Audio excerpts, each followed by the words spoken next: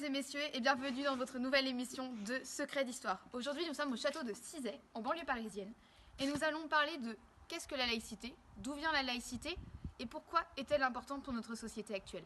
Bienvenue dans Secrets d'Histoire.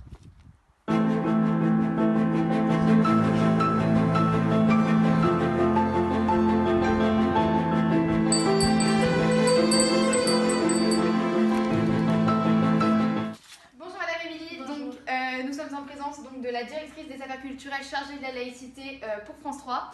Donc vous allez nous dire un peu qu'est-ce que la laïcité, nous présenter un peu les dates. Pouvez-vous nous donner une définition générale de la laïcité, s'il vous plaît? Il faut savoir que la laïcité repose sur 3 principes et valeurs. Vous pouvez nous parler un peu plus de ces principes et valeurs?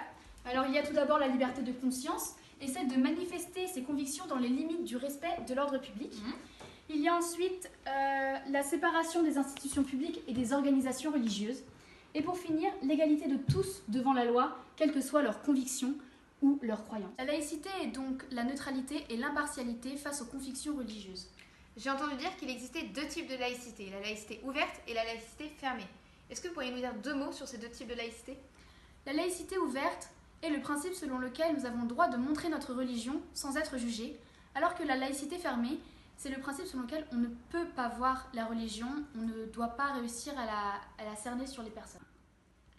Du coup, la Constitution et la République française prônent plutôt une laïcité ouverte pour ses citoyens, puisque comme nous dit la devise républicaine, liberté, égalité, fraternité, la liberté de croire et la liberté d'exprimer ses opinions et sa religion.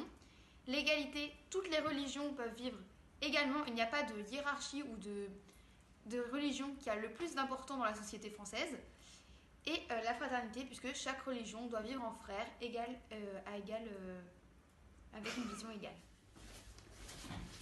Nous allons maintenant retrouver Marie-Charlotte Caroux, qui travaille aux Archives de Paris. Bonjour Marie-Charlotte. Bonjour. Vous allez nous parler un peu plus en détail des dates qui composent ce long chemin pour arriver à... Alors, tout a commencé le 26 août 1789 par la Déclaration des droits de l'homme et du citoyen.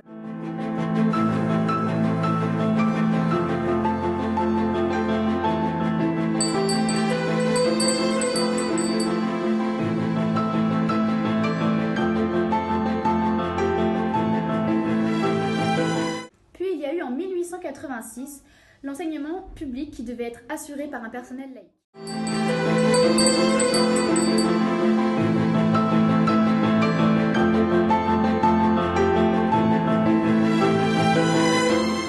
Ensuite, en 1905, la loi de la séparation de l'Église et de l'État a été votée.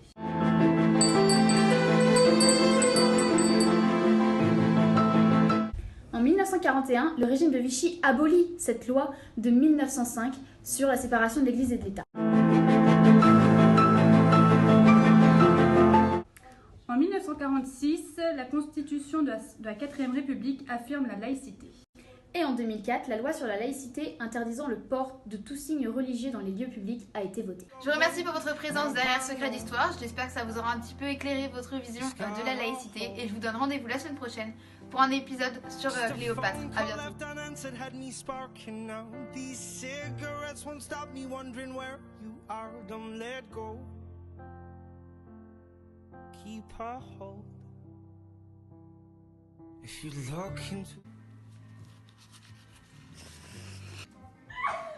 Il y a un poil quand même. Voilà, j'ai juste eu le moment où tu rentres. J'ai filmé ta tête. C'est trop heureux. Et on peut pas recadrer et baisser? Ce son, c'est bien. J'en pensais pas. Bon, et tant pis. Il faut savoir que la laïcité repose sur 3 principes et valeurs. Lesquels? Déjà, la liberté de conscience et celle de manifester ses convictions dans la limite du respect de l'ordre public, mais aussi En deuxième. Attends, on va refaire. et de l'État. Neutralité, et c'est pas un texte. Tu dis loi de 1905. La laïcité est donc la neutralité et l'impartialité. J'ai pu. La laïcité est donc la neutralité et l'impartialité. Je vais vous taper. Je vais vraiment les taper.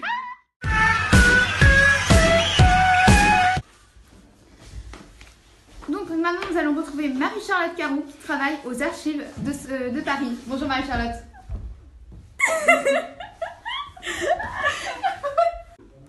Puis il y a eu en 1886 l'enseignement public qui devait être...